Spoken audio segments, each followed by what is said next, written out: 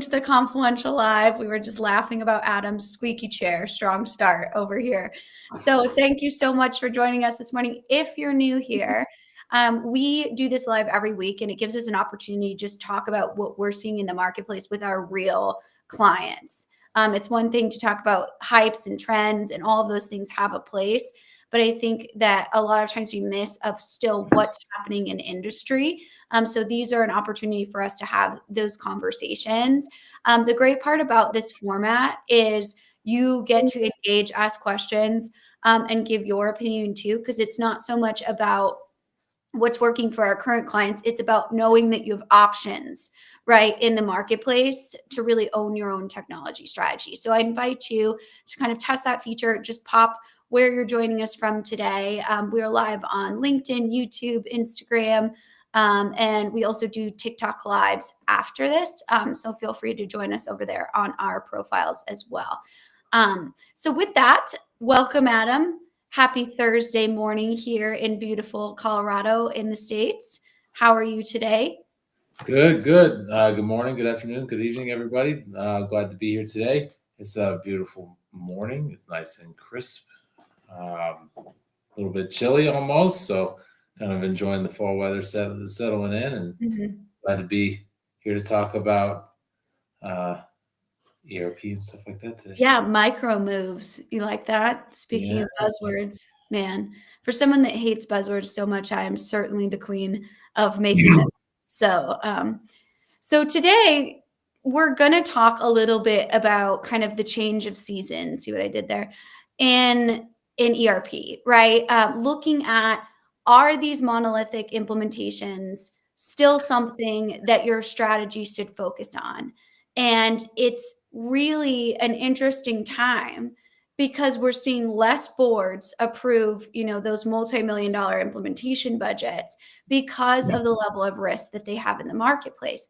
But we're also seeing the rise of kind of these new untested systems that still are kind of coming of age, that nobody, wants to invest in being the first to test them type of thing. And where does really AI and emerging technologies fit in there? So there's a lot going on in the marketplace. So today, hopefully you can take away some tactics to at least settle in on what is your strategy. Because again, doesn't matter what your neighbor's strategy is, your mom's strategy, anything like that. It matters what your strategy is and what's going to provide the best outcome for the business. So I think it's a good place to start. I mean, you've had an entire career on implementing these very large systems. Can you kind of tell us what you're seeing in the marketplace? Are you really seeing a shift away from that, or is that more of just a marketing ploy?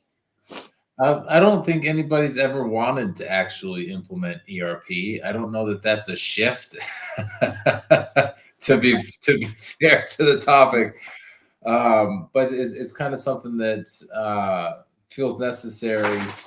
It's sometimes, and over the last couple of years, as AI and more technologies have taken hold, it's become less of a requirement, right? So, back in the 80s, 90s, this ERP thing that came up on green screens and IBM iSeries platforms became all the rage, right? You need one system that's going to run your business.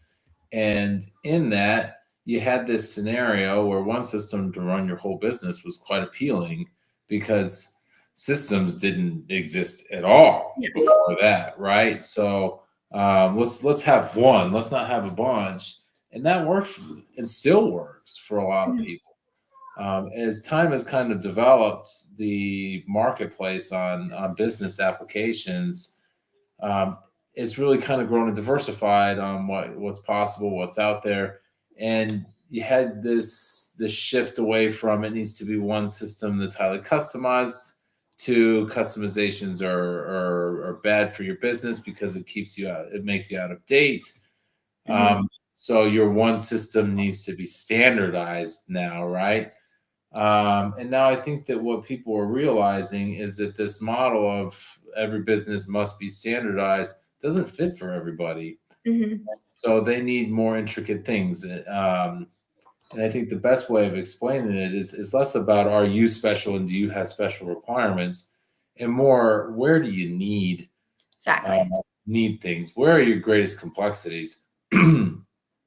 If your greatest complexities are in warehouse management and you need something far more advanced in that space, then focus on that, right? You don't have to buy a whole new ERP to get advanced warehouse management. Um, Absolutely.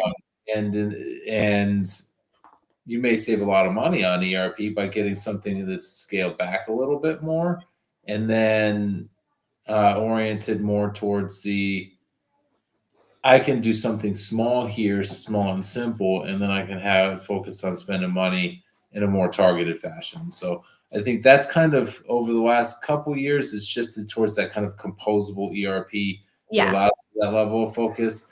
I also think that the advent of agents coming into the market is also shifting things, right? Now, what are these micro applications that we Right. can start building that serve more very, very specific needs? Mhm. I have one particular task that's unique to us. It's what makes a huge difference. How do I get that into a systematic enablement and use technology for it? So I think those are the types of things that companies are focusing more on these days. And I think that's leading to a bit of a fragmentation in the marketplace, which is fine. There's nothing wrong with that. It's just different, you know?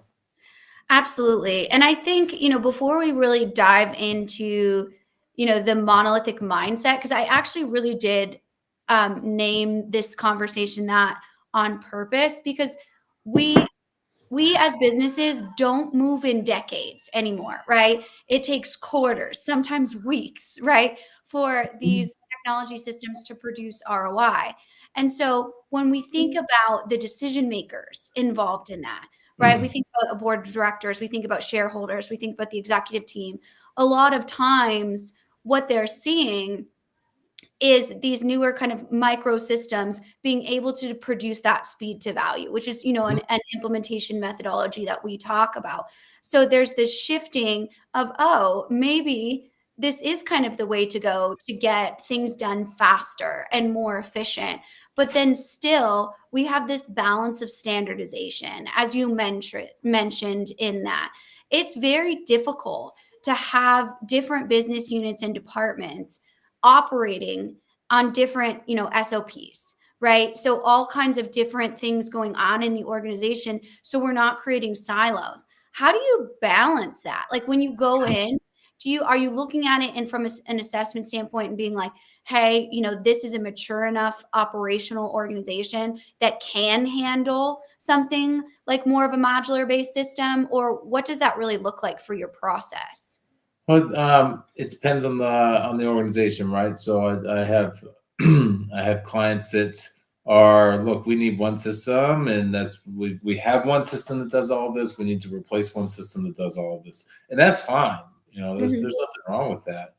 I have other clients who are in more of a space of um, I'll give you two different scenarios. One of them is I don't know that we want to build a whole singular system. Our Right. company is a bit more decentralized in the way that it's run, and so having one central ERP actually makes less sense because if we have one, it's still one application amongst many others. So we got to deal with the integrations anyway from Mhm. reporting up to corporate, and we are a bit more unique. So they like this idea of how do I focus on operations or something more like my sales segment or those types of things.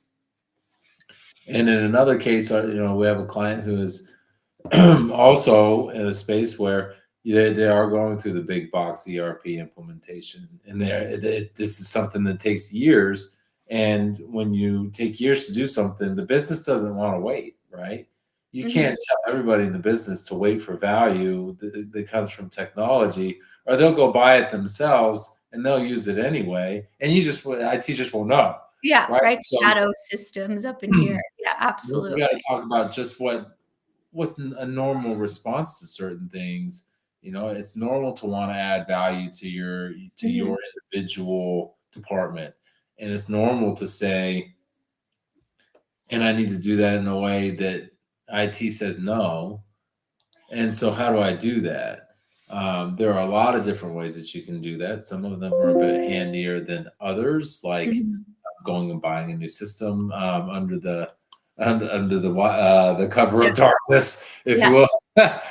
It's not exactly best practice, but there are other ways of saying, I want to implement this. I know that my other system is going to have time to develop, add Mhm.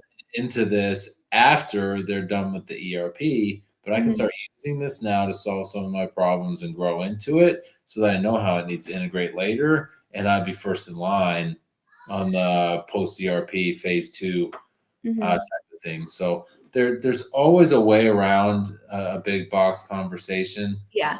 Um, it's just becomes a matter of whether or not that's the best and most appropriate answer. Absolutely. And I see all of these great questions. You can kind of see them on the side here, depending on where you're joining us in audio, video format. So we're going to get to them in a second. But I think before we do, what I want to do real quick, Adam, if it's cool with you, is define micro, right? And I think that helps like set the stage for this. So the way that I see it, and I definitely want to, hear your feedback, is more of the speed to value, lower risk, higher adaptability. And so these could be anything from like microservices to different modular based ERP systems to even I still see micro as best of breed solutions where it's like best in warehouse management, supply chain management, all of those different things in here. And I kind of see it. And I feel like so funny saying this because you've really taught me these analogies. But instead of pouring like a concrete slab, right, as an ERP system, you're laying tiles that you can kind of rearrange and move around the organization that's a bit more flexible. Is that how you would define micro or give us an idea of that? I think that's a great analogy. I like it. For me, it's from a perspective of applications. It's almost like macroeconomics and microeconomics, right? Yeah. So, at the macro level, from an economic scale, we're talking about how countries interact with one another, and how businesses interact with one another, and how that creates a gross domestic products and all of those things. When you get into the more micro level of things, you have a different level of specificity, you have a different level of detail. That's not to say that macroeconomics can't get quite complicated and Mhm. complex. It just focuses on something different. Mhm. Another great analogy that I'm tinkering with right now, you have telescopes that are fantastic for viewing planets. You know what they're really bad at? Viewing stars and galaxies. And vice versa, right? They have a different focus from a perspective of distance and sharpness and clarity and all Mhm. of those things. And so when you're looking at those different types of levels, and maybe it's more like a telescope versus a microscope. I don't know. I'm just starting with this new analogy of mine. But at the end of the day, for me, a macro system is an ERP is more of a macro type of system. It Mhm. operates at a level that ties functional areas together Mhm. that allows you to uh, have a holistic model. And a lot of times that holistic model is necessary no matter what. You still have to have a macro view of your business from an operating model perspective. But from a micro perspective, we've got functional areas that have very specific requirements that may fit in this system, but not Mhm. that system. They may Mhm. be so specific that ERP doesn't want to handle them at Yeah. that macro level. And so we're getting down to more of a micro specialization level of requirements like management of corrective and preventative actions and stuff like Mhm. that. These are terrible for ERPs. Mhm. They're incredibly difficult, and so none of them want to even touch it. Taxes is another great example where in the U.S. is complicated. You start going abroad, and you start adding value added tax and all the other localities that are engaged in this. You have um, federal level, state level, county level, city level taxes, and there are hundreds of these Absolutely. with them. Yeah. So Yeah. tax systems like Avalara is a micro type of service and system that says we'll take care of the tax stuff. We don't need that. Mhm. You don't need to worry about Yeah. updating your tax tables. We'll do it for you. So where you fall on that spectrum from a level of specificity is important to know when you think about what type of a thing am I fixing, and do I have a whole problem? and do I want to diagnose it one piece at a time? That's usually better, in my opinion. But at the same time, you may have had a singular system that's just fallen apart at the seams, and that's fine too. Yeah. Yeah, totally. I think that, I mean, I think the thing I'm pulling out of there is it really depends on the prescriptive approach for your organization. And that's what the thesis of this conversation is, right? Big software does not define your strategy. A Mhm. vendor doesn't define your strategy, right? You're responsible for that. So let's get into some of these questions. If you see one, first and foremost, thank you so much for these amazing questions. This is, really what stimulates the conversation is your insights and where we want to guide the conversation. So I think this one is an interesting one from Mick here. What are the first signals that an organization is stuck in a monolithic mindset? Or I'm going to add to this that their board is forcing them, like, is ERP obsessed? Because we still see that a lot. And it makes sense, right? Especially in high growth organizations that are still like under that, like right in that 500 million to a billion bubble. Like there is still standardization that they're trying to move through. So that a lot of times the board of directors, that's their experience. Let's bring in an ERP system. Let's get everyone on the same page. And they kind of pushed for that. So I think that part of the question here infers that being stuck in a monolithic mindset is a bad thing. I don't certainly don't want to convey that, but I would say that if your answer for everything is ERP, we Mhm. we need an ERP, we need a new ERP, we need a new ERP, then you're stuck in a monolithic mindset, right? Yeah. If you're not talking about the more singular needs, production is unable to schedule in a way that allows for downtime, whether it's planned or unplanned. Hmm. Production is unable to schedule in a way where we have orders that come in as high priority, short notice, and they're unable to accommodate that escalated order. That's a more micro oriented problem, right? Hmm. But if our answer is so we need a new ERP, this is when we start thinking one singular system. When we're talking about we're going to have one system that's going to fix all of our problems, we're Hmm. stuck in a monolithic mindset. Hmm. What I would suggest is that we start to diagnose our problems more individually and Hmm. then see if there is a common solution, right? Which comes back to then maybe we should be stuck in a monolithic mindset because I've got issues with production and their ability to escalate orders. I've got issues with sales with their ability to push quotes into an order that then is prepared well for production. Hmm. I've got issues with supply chain being able to create a demand plan that supports our ability to deliver to our customers. All of these things are hampered by my old AS400 system because I can't get intelligent reports out of it. Hmm. Now we have a holistic problem, right? That if we trace all of those back and find that they all have a consistent root cause, right? You might have four different problems Yeah. in that. But you may have a consistent root cause that is an aging system that's not able to really handle your bandwidth. Mhm. Yeah. And that is when being stuck in a monolithic mindset could be a good thing, but it has to come back to root cause, right? Because if we're stuck in a monolithic mindset in that way, and we have four different problems that need four different solutions, all we're Yeah. going to do is we're going to buy one that's going to solve none of them. Right.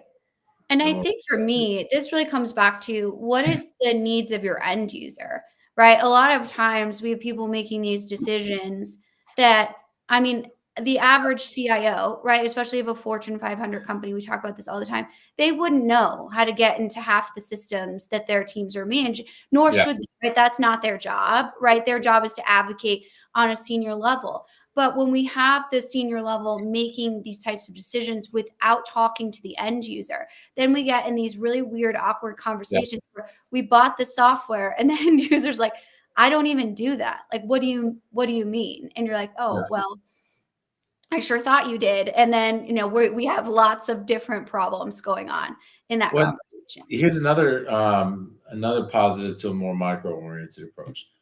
It is exceedingly common to ask to say I need these things and have a vendor say, "Yeah, dude, we got all of those things." We had literally had a vendor recently say, "Yeah, you know what? We did promise you that. That guy has recently been fired for promising you that, but it's still going to cost you more money because we Right. can't give it to you for what it is we said." When we have those types of problems, would you rather that happen at what scale? Yes.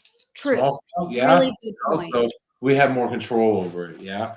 Um, again, the level of due diligence is a piece of the puzzle. We do a lot of help with helping people see where those types of gotchas come in later. I mean, if I had a chance to have sat in that Yes. conversation and you've Yeah. been in enough of them, and Yeah. have somebody with you that can read it and say that sounds a little bit Yeah. that sounds wrong to Yeah. me. We won't be Uh, doing that. There's no way that's actually happening. you Yeah. can poke and you can prod, Yeah. and it's I don't know. Anyway, I'm on a loose end right now, but No. This is uh, I mean, so this is, this is a really good question as we go into it. Um, let's get into it is absolutely dangerous to make those assumptions. It's always dangerous to make assumptions when it comes to technology in general. That's why we talk and preach that prescriptive approach. Prescriptive, when I go to the doctor, right, and I have a cold, my medicine is different than Adam's medicine. My body is different than Adam's body. Our dosage is different, right? We're a different size. And so that's what we really talk about. We need someone to evaluate the whole system, the whole body of the organization to do that. So let's go. Do you see one you want? I have two that I like because they kind of go hand in hand. We have one Let's from do that. Avery Kane, Okay. the real challenges in adoption modular design. It's unlearning the cultural dependence on big bang rollouts. How many leaders are willing to give up the illusion of control? Um, Zero. I love this because it just check out Jurassic Park, and Oh, here we go. the Buckle up. illusion is the control is the illusion. We never had control, and that's when people get eaten. But I like this question because it is important to think about this, and it's not uncommon and unnatural to have one solution. It's easier to have one solution. It's easier to think you have one solution as opposed to developing multiples. And as we start to think about that question that Mick has here as well, that goes in well with it. Also, would you rather retrofit your old monolithic system or rebuild from with a micro move approach from scratch? I think this is much more oriented towards a again a prescriptive conversation. What are my problems? But I would much rather take things one bite at a time. Right? You may end up with a monolithic system implementing that one piece at a time. Right? That's not uncommon. As we start thinking about things, what I would rather do is I would rather go area by area so that we can say, what are our problems here and how do we solve them? Let's deploy a team towards that and get them laser focused on it. Mhm. Let's deploy a team towards production. Let's deploy a team towards sales and what their problems are with being able to create an order that is custom oriented towards being able to flow into production. Let's solve those problems at the level that they occur and Yeah. then see what our answers are. I would much rather have Mhm. scenario where I'm able to sit with my IT PMO and my EPMO and say, here are our 5 problems. Now let's prioritize them. Excuse me. And then be able to say, all right, you know what? We're not going to get to that one right now because we've got 4 other ones that are Yeah. bigger priorities. And now you've got 4 work streams that are adding value and where you can probably implement just as much in 6 months with 4 work streams as you can in 18 months with one huge one. And your risk is mitigated because you have targeted teams and you have a way of prioritizing your approach. So I think that's great, but I mean, almost to play devil's advocate, like I really hear you in this. I feel like people they jump to new solutions way too quickly, right? And a lot of times people are surprised when we come into an organization and we ask very little about like what technology they're wanting. We're more interested in what do you have right now? What are your processes around it? What do your people feel about it? And Mhm. immediately we see this kind of, oh, microservices are the next big thing. So I'm going to go out and I'm going to refit my entire organization for that. Okay, but is that what your organization needs? Or what is your pain points around your legacy system? Do you even know? And Yeah. that's really the piece that we have to, would you rather, and I know, I never answer the questions how they're written. I would rather look at my old monolithic system, quote unquote, and figure out what the issues are from that and then choose the Mhm. next approach from that. Look, I mean, if Jurassic Park started with one dinosaur, maybe two, they could see all of the things that were happening and say, all right, we got this great idea. We have this need. We want to serve the market with a new piece of technology. And so we're going to bring on a dinosaur. And we're going Absolutely. to actually, you know what? We can solve two different market needs with two different dinosaurs. Yeah. And Bring in so the dynamic. we're going to start talking about this. We're going to take a targeted approach. Let's start with the Triceratops and a T Rex. And all of a sudden, we realized that the T Rex problem was a really bad one, and it's out there eating other dinosaurs. Now, well, we never gave it any more dinosaurs to eat. And now we have a little bit more control over whether or not that becomes a problem, because now we only have a couple of issues that we are trying to figure out in a more segmented plan, and we can add more dinosaurs later. That way, when we know what we've got on our hands and that these animals are going to escape and that life finds a way and blah blah blah. It's your organization is going to find a way, and all of the things that you want to avoid within a big box implementation, all cultural shifts to make so that you don't go back into all your old habits. Your organization will find a Mhm. way, and it's too much. So, Yeah, absolutely. Sorry, you're cutting out for me a little bit. So trying to frozen, you're locked in the dinosaurs. Um, hopefully, just I, if you want to come out and come back in, you can definitely. But let's do this one.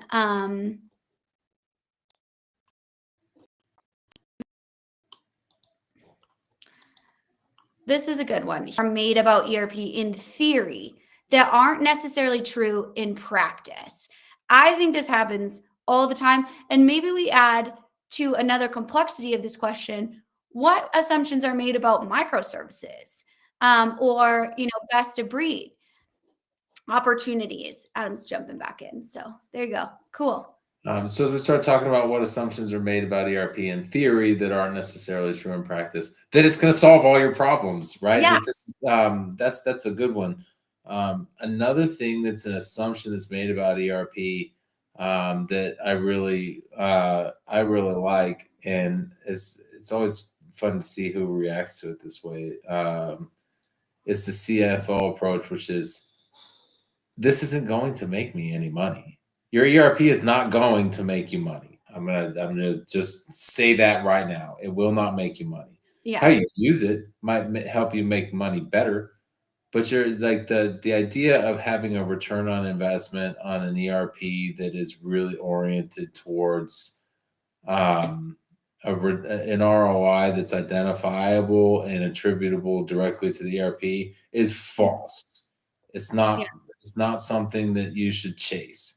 Maybe if you really got your data in there, you could really figure out exactly how you do it. But would you rather be chasing shadows on where it is, how I measure ROI on my Mhm. ERP, or would you be rather be making money running a Mhm. business, right? Um, so that's one of the biggest ones that I think is important. So when you start thinking, well, if I spend more money, I'll make more money. This isn't an investment in something that's a revenue generator. Exactly. It's Yeah. a cost, and it Fixed is cost. a cost that you will have monthly for the rest of your life. And you probably don't understand how much it costs because it's very difficult to get to the total cost of ownership of these And then types. it'll go up. Exactly. No. And Oh. that, so that is a piece that absolutely needs to be talked about in those assumptions. I'm sorry the stream is lagging a bit. We're sharing our bandwidth with our gaming children for fall break. So hopefully you can still hear us on that level. But it should be good in the playback as well. So you can catch it there too. Let's see. I love Adam's analogies too. I've started doing them much more. Let's talk about this one. I have many thoughts on this. So Joseph, thank you for the comment. Monolithics are now being built in more of a modular structure, and that hybrid approach is something that big software is now offering in order to remain competitive. Now, I'm just going to step on my soapbox for 1 second, and then I'll let Adam bring me back down to reality. But I think this is a dangerous way to look at big software. They're, always the absolute king of rebranding old solutions in a new way so that they are able to sell them with whatever the market is actually wanting to meet to them. So I think, though, yes, they're coming to meet that market. Are those modular systems, are of those different applications, do they come with strings attached? Maybe yes, maybe no, right? Are they going to kind of, put you in a situation where you're buying some sort of system and then all of a sudden the licenses aren't what you thought it was going to be, or you were sold something else in the demo process. So I think we still have to be vigilant about a bigger ERP company coming out and saying, "Oh, we're composable now." They've done this in many different ways. They've Mhm. they've built best of breed solutions as well. So that's just my area of caution. Curious to hear what you think, Well, Adam. I think this is a fantastic point that monoliths are now modulars, and most solutions are being built with a hybrid approach. And some of that is because these organizations are identifying these needs in their clients, and they're trying to address them in a way that's appropriate, right? And I think that's a good thing. Having an advanced demand planning system for a tier two, tier three, or tier two, tier one ERP is important, right? That way, it does allow you to have something that's on a similar platform. I think that the danger in this, coming from a monolithic provider who is offering a hybrid modulated approach, is that a lot of them are doing it because they just bought a new software package. They put their logo on it, and then they want you to buy it. It's now a module, right? That's sweet. Uh, This is and they, a lot of them do it, right? So SAP does it, Oracle does it, Infor does it. They all do it, right? NetSuite's fun to pick on because they're so good at what they do. But at the same time, when you buy things like that and then you plug it in and they say now it has our logo on it, they don't tell you that it's written in a totally different type of code. It's on an entirely different platform. The user interface hasn't even been redesigned to make it even look the same. It's a different software system. And so that some of that modulated approach is something to watch out for. On the flip side, that modulated approach that's difficult to get through then becomes later an asset for the organization and for their clients when they figure out how to get it appropriately folded in, right?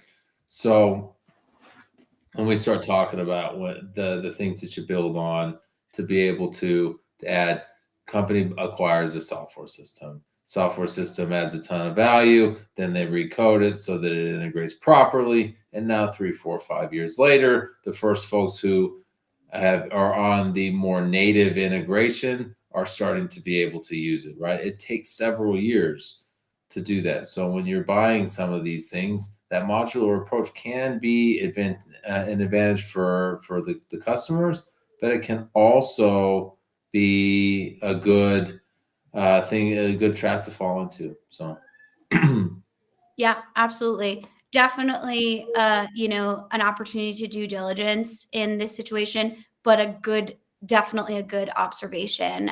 Thank you for for that comment. Let's jump down here to Francisco. Where are you standing on chain solutions? Is the world ready for a custom made solution on chain? I mean, this is something that's kind of getting to the point where it's reaching a critical mass. And this is where you're integrating services and strategies that start Yes. to orient sourcing, manufacturing, transporting, to working on the entire supply chain. I think Mhm. of this largely as software systems that move more towards the concept of the major processes, quote to Yeah. cash, procure to pay, but then thinking of it from a value chain perspective. I think that this is a fantastic way of diagnosing a piece of value in the organization, right? Um, when we think about what adds value and where technology can really be plugged in for that, these types of thought processes and saying, what is my value chain and Mhm. how do I deliver value to the market, and how do I trace that all the way back to the first inception of materials and things like that. I think that this is a good thing. And the more we can integrate this, the better. So I like the idea of chain solutions, especially when you start thinking if I take one step at a time, and I have a more micro oriented approach to saying I have one problem that I can solve up front, and then I have a second problem that I can solve with something different. Where I think this ends up is in a space where you have agent chains, Mhm. you know. Agreed. So Yeah. that's what I think this ultimately develops into with Yeah. this. It fits quite nicely into the Yeah. agents should have a job, and they should have one job, Yeah. not all jobs. Absolutely. So And I mean, I think the thing to be said about this is, built directly on blockchain. Do you have the infrastructure to handle that? It sounds really, really good. And it sounds, I think, is the world ready for custom made solutions on chain? Absolutely. Some organizations are. Some organizations yeah, are.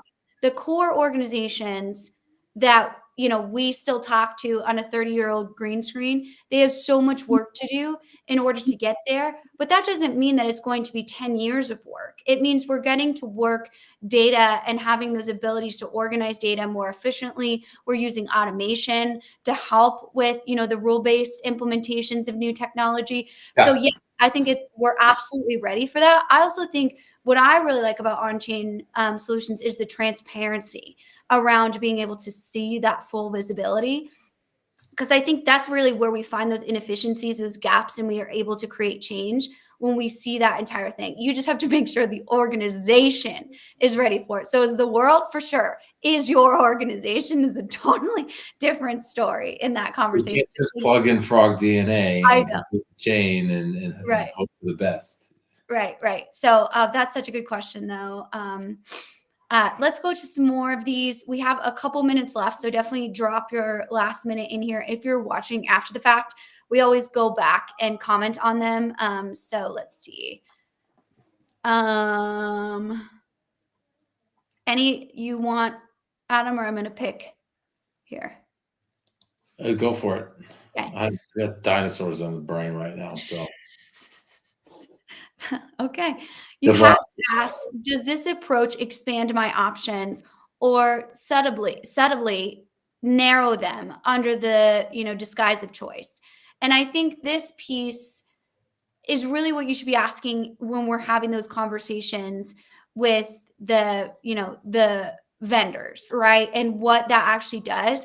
And that's why it's really difficult to have these conversations without, some advocate in the room. And and that's not at all saying like you have to hire us or anything like that. It's just someone in that room has to understand what that situation looks like. So when they say something like document management system, you're like, you assume that that means document management system, right? Like what else? Yes.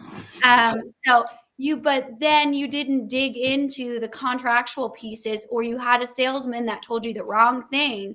And you have to understand what you need in your requirements. And that's why this is such a tricky process that people fumble on all the time. One, because it doesn't happen often. And two, because it's just we sell blatant lies a lot of times in big software, and that's not usually allowed in any other industry. Curious to hear your thoughts on it. And so there's a lot on this, right? Does this approach expand my options or settle and narrow them under the disguise of choice? It's designed by big box vendors to narrow your options. That's why they do it. That's why they say, I'm going to go buy this product and I'm going to put our logo on it and I'm going to tell people it's the same thing. That's why they do that, because what they're trying to do is they're trying to create a scenario where they capture as much of your IT budget as they possibly can. It is designed to do that. Um, Mhm. However, what the approach should do, if you're paying attention, is it should expand your options. It should give you the option of being able to focus on where your needs are, right? So, I've been tinkering with the idea of making some upgrades to the Jeep. Only slightly Jurassic Park oriented right now, so they're still in there. And to go and say, yeah, you know what, we could put a V8 in it and we can make it super fast, and you know that sounds that sounds cool. I can have the fastest Jeep on planet Earth, but just because I have somebody that gives me those options doesn't mean that they're good ones, right? I want somebody that knows how to specialize in what it is I need and what it is I'm looking for. So if you have a particular industry that you work in, metals, for example, Mhm. you know, I spend a lot of time telling people you're not as special as you think you are. I spend a lot of time telling my client, my metals clients, you are actually different. It actually is different. So some of these clients, some industries are different, and they should be.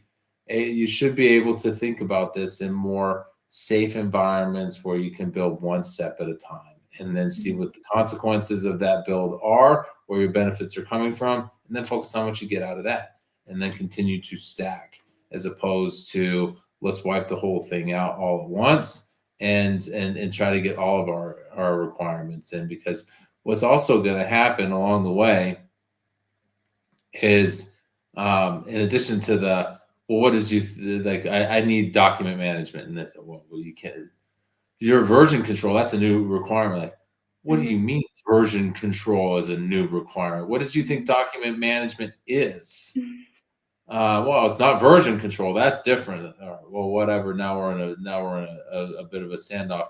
When Yeah. we think about it from a perspective of being able to have those conversations one at a time, the original Jurassic Park is the best Oh, one. I knew you were gonna That like was that's immediately, like uh, nothing else there's is. nothing like the very first one. But at the end of the day, as we're thinking about how we start to approach this, it's always easier to take small bites uh, Mhm. and then build on them. Sometimes you really got to buck up and you really got to do the whole thing. And that's, again, I go back to one of my very first comments, and that sucks. Nobody wants to implement a whole ERP because they know it is fraught with danger, Yeah. right? But And it's hard. It's yeah, hard. The minute you start thinking it's not hard, then you have a problem. mhm, That's when you're starting to look at those silver bullet type of mindsets. If you think that implementing a software isn't hard, then you've got a way bigger problem. yeah. So And so let's talk about I'm gonna do this one. I know the on-chain, I'll go back in and answer that one. And then do that on TikTok live too, Avery. So that one. But I think this one from an industry standpoint makes a lot of sense. So let's just talk about, because one, this is a good question where monolithic makes sense, and where microservices can be helpful, but where they also can't be helpful. So I'll go and then I'll let you kind of piggyback off of that or say, no, I wouldn't agree with you, which is totally fine too. So are there certain industries where monolithic makes sense? Absolutely, right? In kind of mission critical, I would say, operations, sometimes they can make a lot of sense. In heavily compliant areas, they can make a lot of sense. The thing I would think about is healthcare in this. A lot of times, healthcare, an ERP system is a good idea. One that's industry specific, where there's lots of predictability, where they can make sure they have those safety assurances. In healthcare, there's specific ERP systems that are built for them because of the needs of that industry. That's probably what I would think. And let's see, the industries that monolithic makes a lot of sense, or I'm sorry, that microservices makes a lot of sense. I've seen them work well in sometimes, newer energy, nuclear energy, aerospace and defense. They work a lot.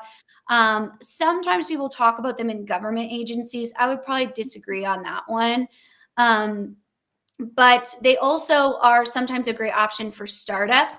The thing I always caution with startups with smaller environments, yes, they're cheaper. They definitely are. But if you're trying to grow up as an organization and create standardization, that's going to be something you need tight operations and governance around, and an IT team that can manage those.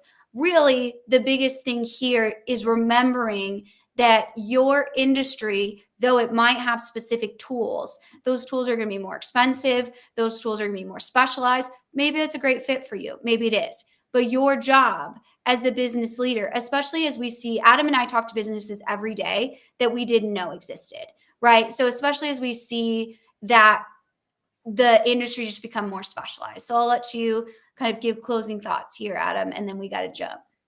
From an industry versus a monolith versus micro perspective, I don't know that it is as industry specific on the whole. Healthcare, med device management, I could agree with that. That might be more because SAP dominates those industries anyway, and so you're going to end up on it no matter what you do. I'm so sorry. Um, yeah, well, but for most of the folks out there that are listening, it's not an industry specific thing, right? It is a business specific thing. I really don't care what other people are doing in your industry. I don't care what system your competitor is using. You want to know why? You may know what system they're using, but you got no idea whether or not it works well for them. And maybe you worked there before, so you got a little bit better idea, but you have no idea whether or not it's actually effective. So the idea that they're using it doesn't mean that they're using it well and getting anything out of it, let alone that they may or may not be using the version that somebody's trying to sell you right now, Absolutely. or Well, or even the software package. You think uh, every single logo slide that you see from a vendor is not designed to say all of these people are using the same software that you are going to buy. mhm, They are all clients that are using some software that is mhm, owned by that company. It may be a logo that is somebody that bought a software package that now your potential vendor bought 10 years ago because they exactly. bought that software system 15 years before that. And you don't even know if they're still using it at all and how much of it they're using, right? So there's a bit of that get the logos give you some confidence in saying, all right, well, we have some industry Yeah, expertise, but I don't like the idea of painting with a broad brush. This industry is I monolith. completely This agree. industry is micro, because so many organizations are at different parts in their growth cycle. Mhm, I think that this is what how I think that an organization develops. If you start looking at them from different stages of, some of them are here, some of them are there, because organizations grow in steps, right? There's kind of you reach a point where you need something new, and then you got to break out of that mold to reach the next step, and then you got to break out of that mold and do something new to break the next step. Those levels also, I think, correlate to technology approaches, right?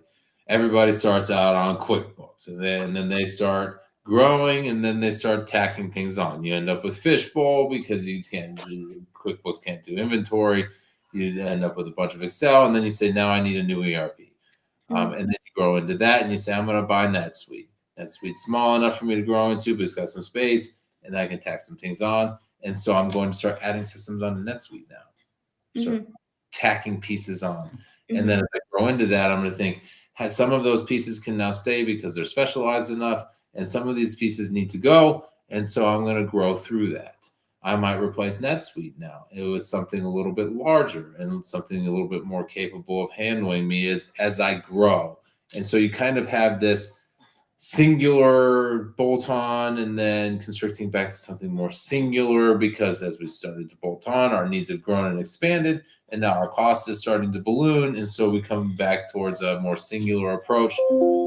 So I think that that is a bit more of an appropriate way of thinking about it, where if we're thinking monolithic, it should be because we have gone through the process of saying, I can't continue to pull these things together this way. I need it under one roof so that I can Yes. have a single source of truth. I can have a single consistent system for cross-functional use, those types of things. That's what, at least in my mind, that's how that starts to work better. And even in healthcare, medical device manufacturing, you focus on traceability, right? Mhm. Mhm.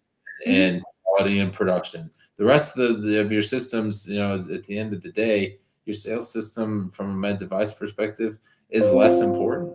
It just Mhm. is, So Absolutely. anyway, Yeah. that's the thing about it. Yeah. And I think that, that's really the thesis of this conversation. It's business specific, period. End of story. Will ERP, die like we've been talking about for 10 years? Maybe. Who cares though, really? Right? It's about what is best for you.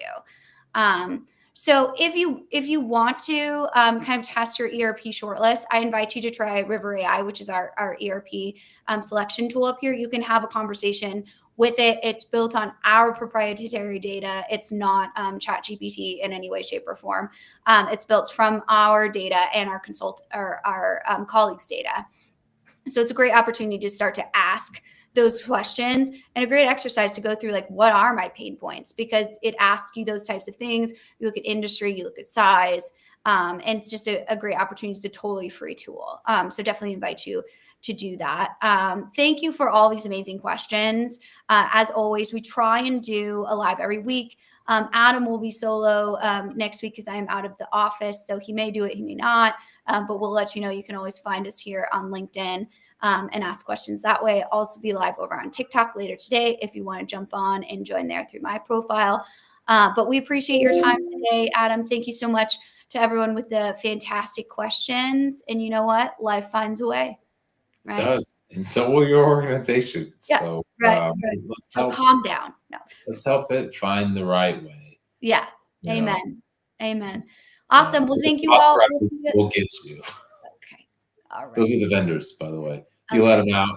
You didn't think you were going to, but you let them out, and now they're everywhere, and you can't stop it. They're teaming up, and they're just Absolutely. It's either Star Wars or Jurassic Park when it comes to all of these. So just make sure that you are prepared for that for our next conversation. But we